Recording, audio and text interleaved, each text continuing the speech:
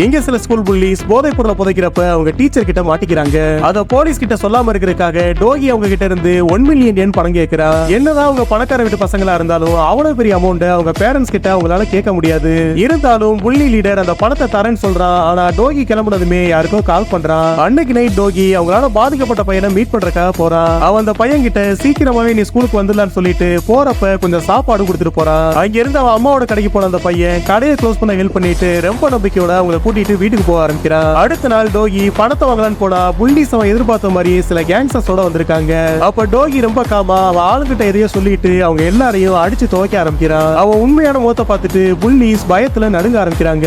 ஒரு கட்டத்துல டோகி எல்லாரையும் பினிஷ் பண்ணிடுறான். அப்ப புள்ளி லீடர் தப்பிக்கிறதுக்காக மாடியில இருந்து குதிச்சிருன்னு மிரட்ட ஆரம்பிக்கிறான். கீழே குதிக்க பயமா இருக்குல்ல?